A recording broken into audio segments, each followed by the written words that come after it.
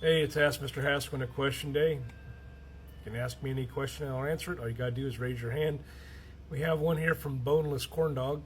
What do you know about the Great Raft and its history? That's weird because I've seen a few TikToks on it more recently, but it's probably one of the stranger events in, natural events in U.S. history. Involves some environmental science and stuff too. So I guess you just have to imagine, as far as the Great Raft is concerned, a log jam in a river that's so massive it stretches over 100 miles, but it also lasted for several hundred years. And it doesn't sound quite right. It's like, why would a river not wash it all away? But it was real. And it's the Great Raft that took place on the Red River in Louisiana.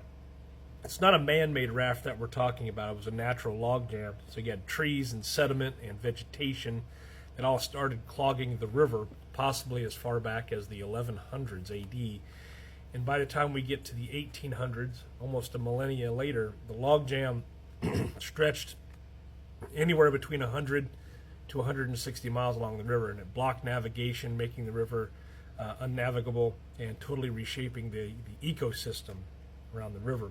It created all these bayous, all these lakes, and it altered trade, travel, and then eventually settlement in the region too. Now, as far as Native Americans were concerned, for hundreds of years, Native Americans and then later European settlers had to work around the Great Raft. Now, the jam actually was beneficial because it created fertile land and unique ecosystems in the area, but it also made river navigation pretty much impossible, especially for steamboats that were trying to move goods and people upriver. And so in the 1830s, the U.S. government decided to get involved. They hired a man, Captain Henry Shreveport, to remove the raft.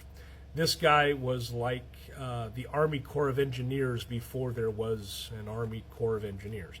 And he and his crew used boats with massive saws to clear out the log jam.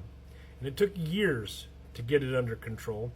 And smaller pieces would keep reforming over a while. But by the 1870s, the last of the Great Raft was finally broken up.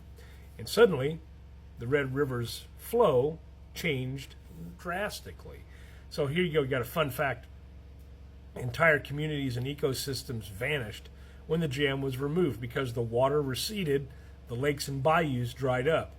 It's a wild case of humans changing nature and not fully expecting the impact.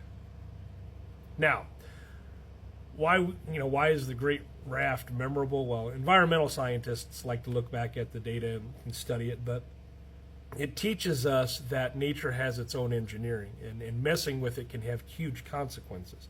It's also a reminder that not all major historical events are wars or politics. Sometimes you got, rivers and mud and logs and whatever. And so you may not hear about it in history textbooks, but the Great Raft would show up in environmental science kind of texts. And so it did shape commerce and settlement and culture in Louisiana and East Texas for hundreds of years. And now, it's a memory. All right. Boneless Corn Dog, thanks for the question, and hopefully that was a little more that you didn't know. Thanks for watching.